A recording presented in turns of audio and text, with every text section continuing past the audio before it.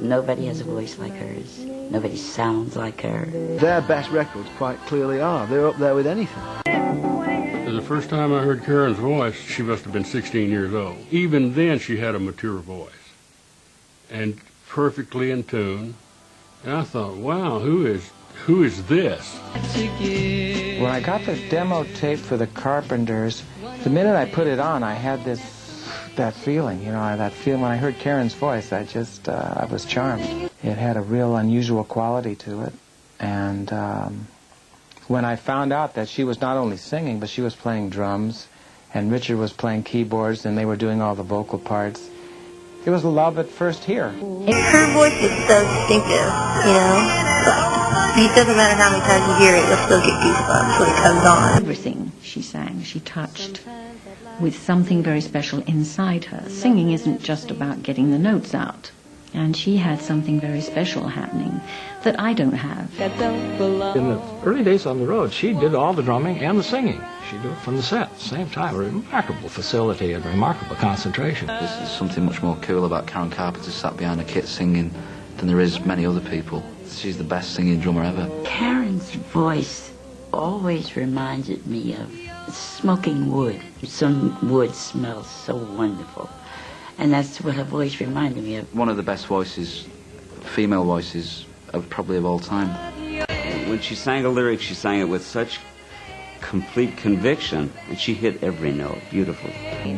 Karen had the perfect voice, and Richard made sure that everything was perfect around her, and that was really part of the secret of their magic, I think. The most top 10 singles in a row without missing. Not even the Beatles did this, not even Elvis did this. They were the biggest selling act for a period, even selling more records than Elvis.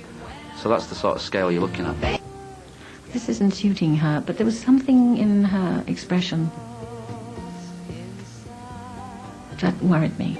It just didn't seem to be right, you know. A lovely girl with a beautiful voice, great career. It bothered me in a very serious way. I definitely think it's the kind of music that is closer to me than a lot of the more contemporary, so-called cool stuff. Look at the careers of most bands. I mean, one iconic song is a lot. So I guess 12, just to leave 12 perfect pop moments there, frozen in time, that's what makes them extra magical. Maybe part of their legacy goes to inform people about, you know, what's cool, what isn't cool. Eventually music does just stand on its own, and it can influence people, you know, Sonic Youth to British pop stars. It's actually really important to not forget about Karen, and her voice won't let us forget about her because it's so big. It'll live forever. You know, good stuff just doesn't fade away. It just gets bigger and bigger and better and better. I compare her with Nat King Cole, and there's very few singers that are that rich, actually. She had this voice that was bigger than what they were supposed to be, what her image was. And, you know, this incredible, sort of sexy and sad thing about it. And they had a girl drummer with her name on the drum head. Karen Carpenter was on the drum head. And boy, could she play. And so she's riddling through this stuff like a jazz drummer, really great chops, and these guys, wow, just incredible vocals, which, again, you'd never heard this out of a rock band, and everybody was blown away. I thought if you listen back now, you know, because it's kind of cool now to listen back to the early Carpenters, you hear wonderful, wonderful ideas and vocal ideas and really cool playing in the background. Their background parts, you know, the two of them together, it was just like, it was air and a choir at the same time. It was fantastic.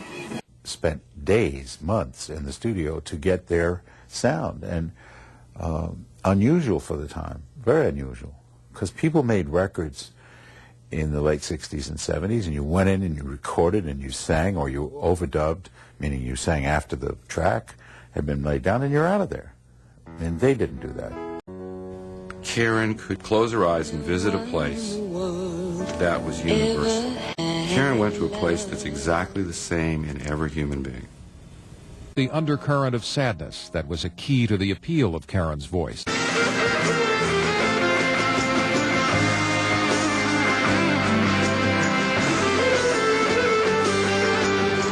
Today, that's not a big deal. Power ballads, we call them, the fuzz guitar solo. That's a very typical thing. But Richard actually, I would say, came up with that, and that solo on Goodbye Love sort of holds up all these years as the solo that changed all that. And what a legacy it is. You turn on a radio station, you hear a Carpenter's record, I don't care who you are, you know that voice. Karen had that incredible voice that everybody said, oh yeah. What we used to call instant radio. You know, when the radio went on and you heard Karen Carpenter's voice, it took about 3 seconds and you knew who it was. That's amazing. An incredible instrument. Wonderfully controlled. And she sang simple, and I love that. I mean, she sang the song. There was not a lot of tricks.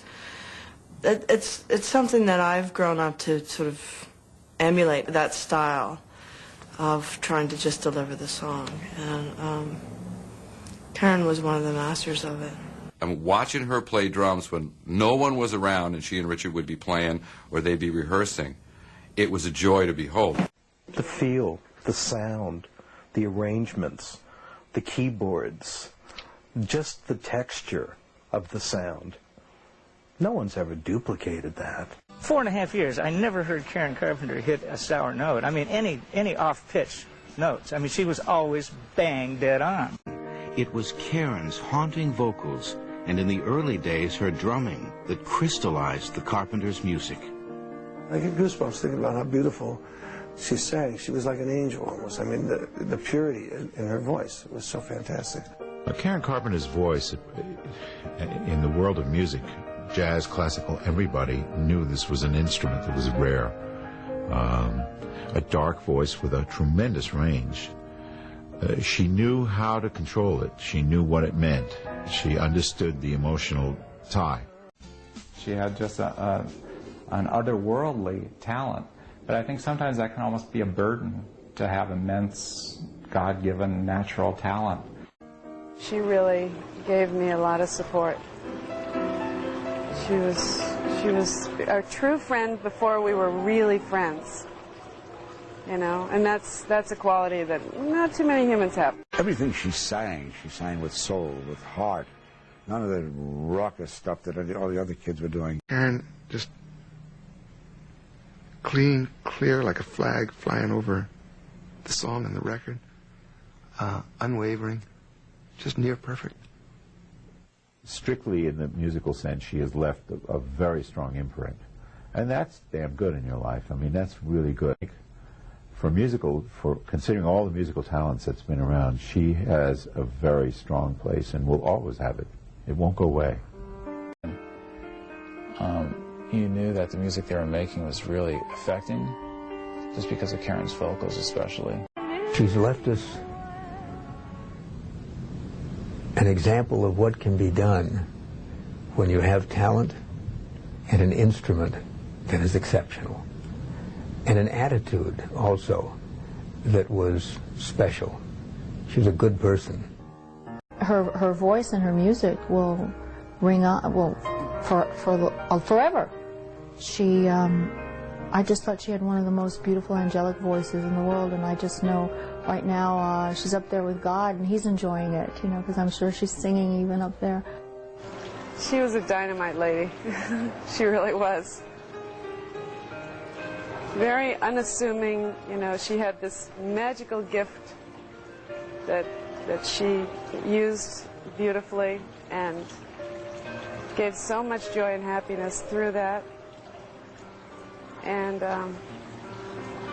you know, she was just a real person, you know, with the same kind of troubles we all have. And she wasn't pretentious or anything. She was just real.